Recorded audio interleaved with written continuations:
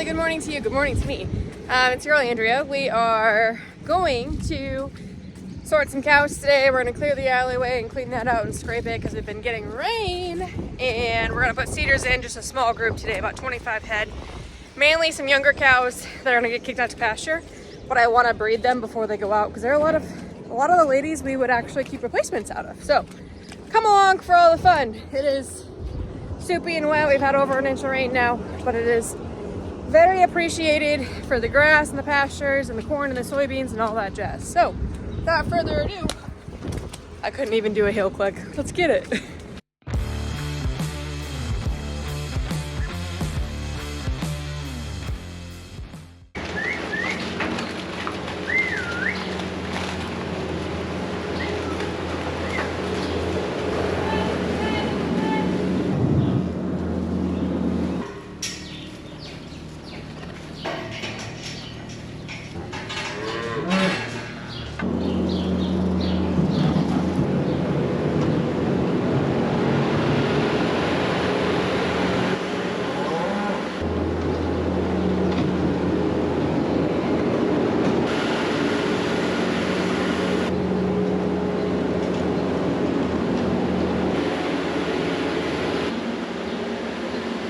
So this whole time I've had 58 on the board left to calve, right? And I've been like, gosh, maybe she slipped her calf. Why isn't she calved yet? Nope, she calved a while ago. I just apparently didn't write it down. So I think we have like 5 to go now.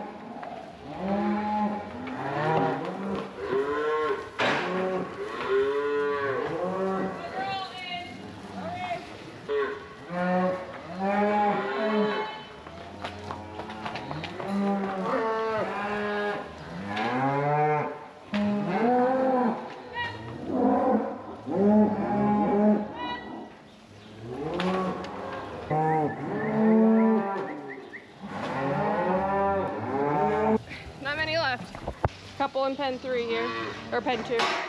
8, 12, 215, and 21, 55. It's going well. I only have 3 more cows and 8 calves to get. And then we're getting closer to done. We're not done yet, but.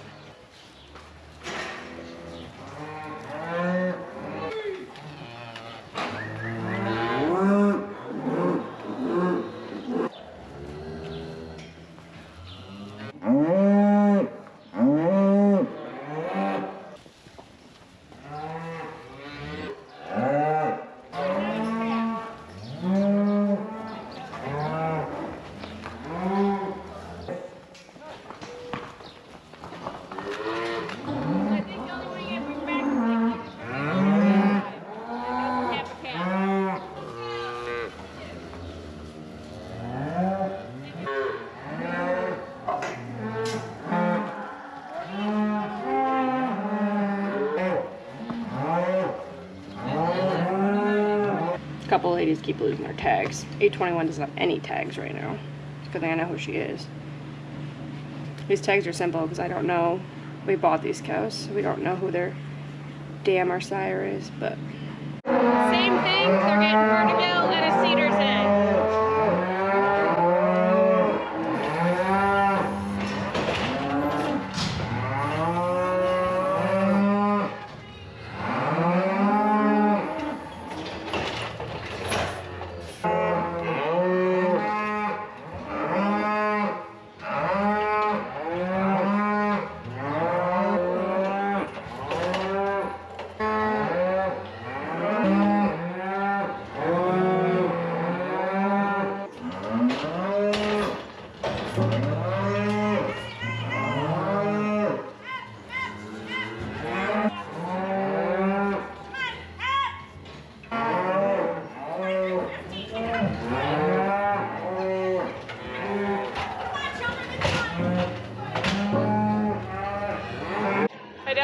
I only have 50 doses of nasal gin to do the calf. Normally I would. We'll do it next Tuesday when we pull cedars and do nasal gin and Vision 7 for their coverage.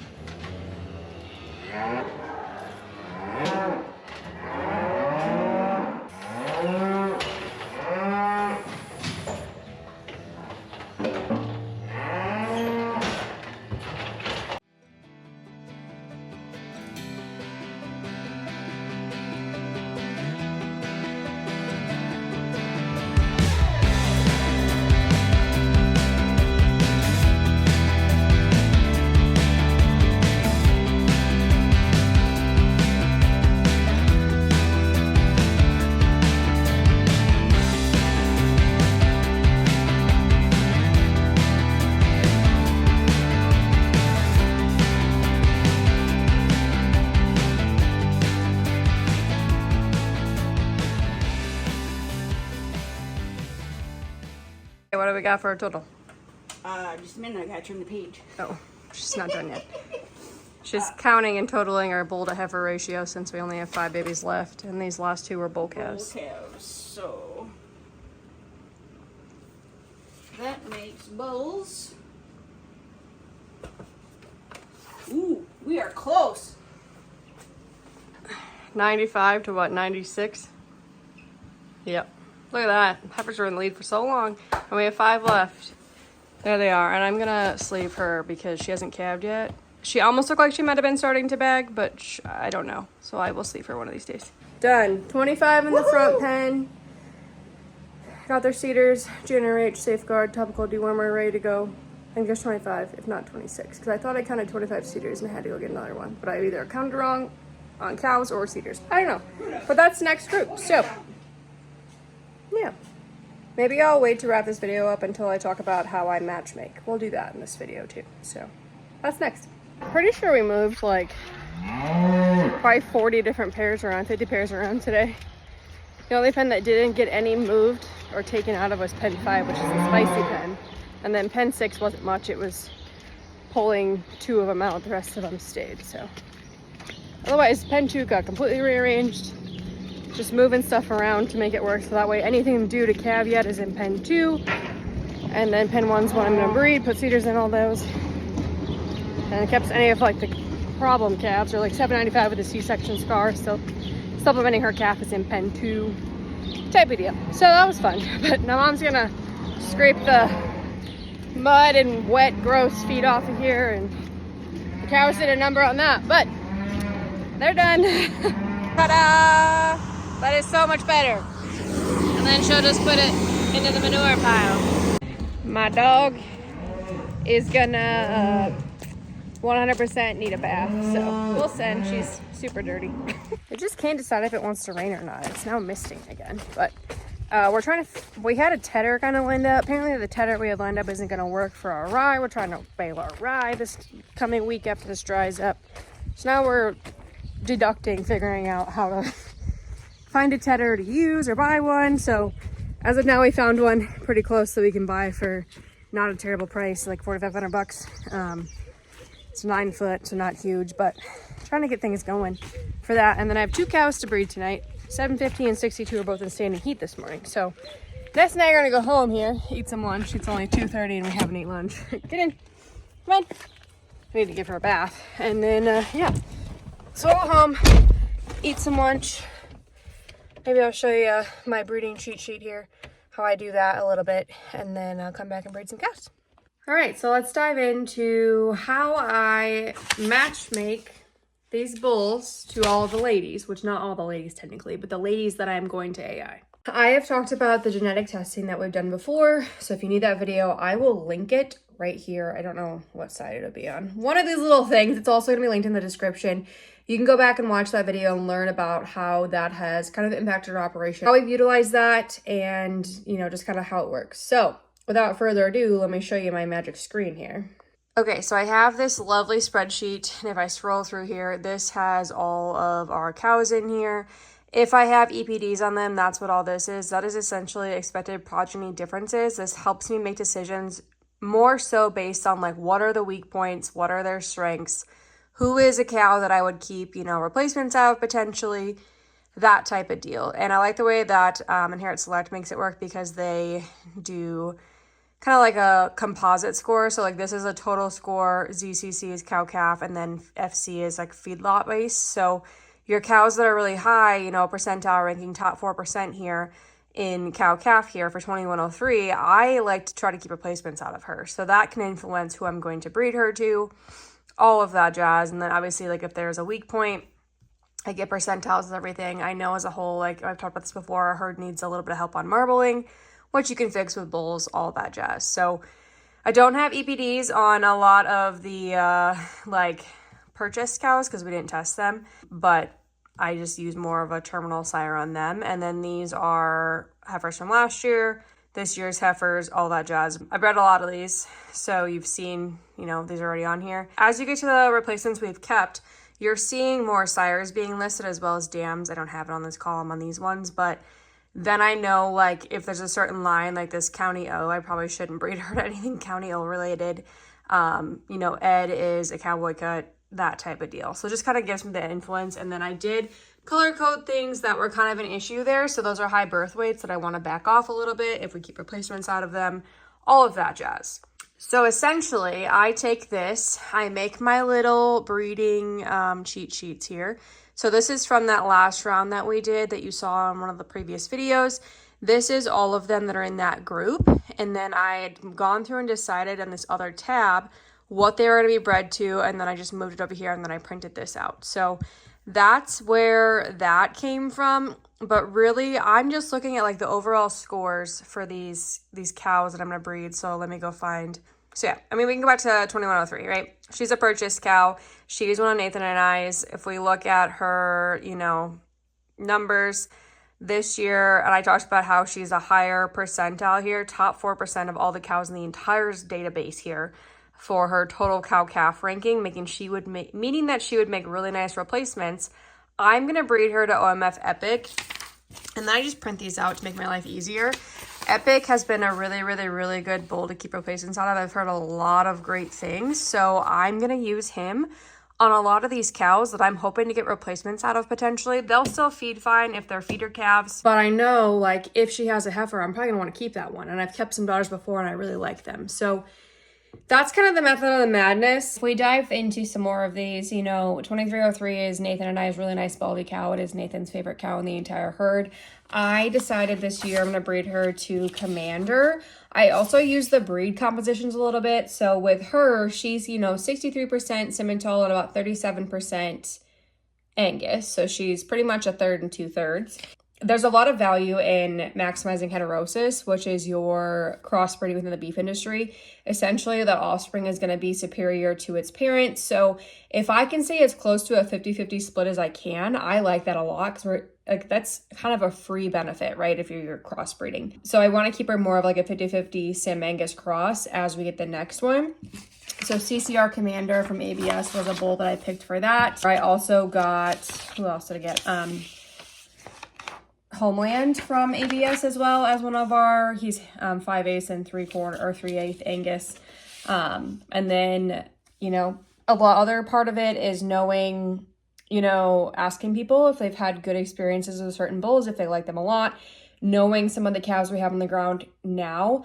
I wish I would have like a full year and a half or 2 years worth of data to know. Like I can see calves that were born in February, March, and April out of Genesis or out of reserve, and I can tell you that I like them right now, but I don't know how they're actually going to perform on feed or develop and how they're going to, you know, hang on the rail and get graded and all that stuff. So I did order some more reserve straws because I did like him so far. I only ordered another 20 straws, but I will use him most likely in a lot of these West River cows just as a terminal cross because he's a purebred sim. Most of those cows are pretty heavy Angus and he's just maximizing terminal. I really, really, really like the Genesis babies so far this year. They are just absolute brick houses. They are built so nice. They're very thick. I love them. I did order 30 more straws. And once again, I'm looking forward to seeing, you know, what they look like and how they do when they get processed and in towards weaning. But I mean, he's a proclamation son. So there is, you know, a cowboy cut in those back ends, hooks Xavier. There's some other, you know, proven things in there, and he's been used a lot. So I do like him. I had some Black Hawk left over. I have 2 straws of Hooks Eagle that you can't get anymore. So I'm being very selective of who I'm going to give him to. You know, I make some options. I order a good chunk. So I had some Bold Ruler left over. And then on these sheets, I also write down like, what are they good for? I just use this master cheat sheet. I kind of look at our cow and I'm like, what are her weaknesses? That's generally kind of the easiest point for me to start at. And like, how can I fix something and who's the best match to do that? And that's what we do. It's kind of a fun thing, but anything that I'm like, I absolutely would love to have a replacement heifer out of is my goal. They're getting bred to Epic this year just because I would love to have some Epic females in the herd. I've heard so many great things about OMF Epic from Stavix and Rates and so many other people in the world that love his daughters. I got some Moneymaker semen. He's a new bull from Select Sires. I did not necessarily plan on getting him, but he's hard to get, and our guy offered us 20 straws, and I said, you know what? His numbers are like almost too good to be true, but I was like 20 straws, you know, 12, 13 of them will probably stick if I put them all in. We'll see what happens. So we got some of those, Fortune Teller, High Life, just some other things like that. So I kind of try to sample a handful of options. We did Sits Essential and Angus Bull on our heifers this year. So fingers crossed, knock on wood, they have nice little babies next year. Because Bold Ruler was not a good match for them as we talked about. But that's kind of the method of the madness. That was probably very overwhelming for some of you that are not involved in cattle. But now you know about what goes on in my brain sometimes. But I'm going to head to the farm here shortly to go breed those 2 cows. So we'll take you along for that too. Turn green, little bunny. Yeah, that's what I'm talking about. So 750 and 62 are both terminal crosses. We have tried to keep heifers out of 750 before 2 times and they never breed, so we don't care anymore. So I'm going to give 750 cash flow, and then I'll put Genesis in 62 because I want to see. 750's calves are always massive, so are 62s, so I'm going to give them some nice terminal and woohoo! There's Genesis.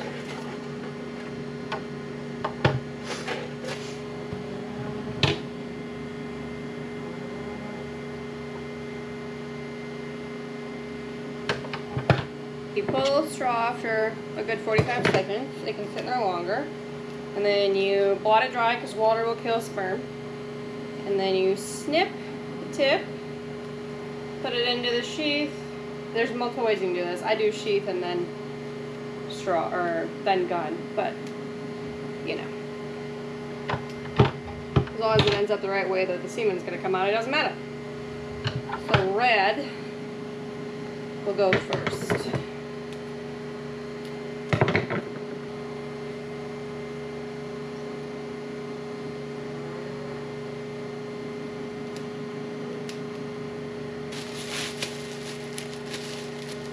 Rubber band this to my shoulder when I'm breeding a whole bunch.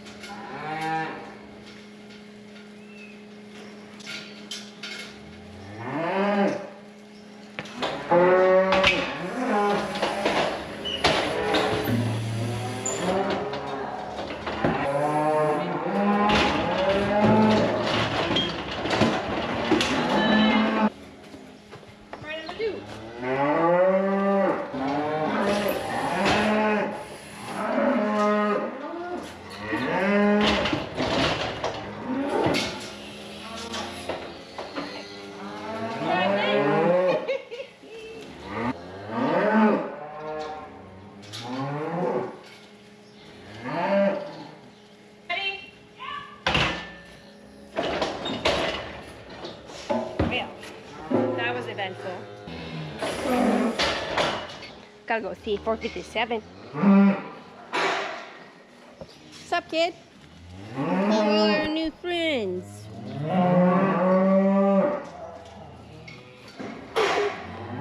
I don't know why. You're not a bottle calf. So damn. On that note, calling it a day. Let me know if you got any questions. Make sure you hit that subscribe button, and these loudmouths and I will see you next time.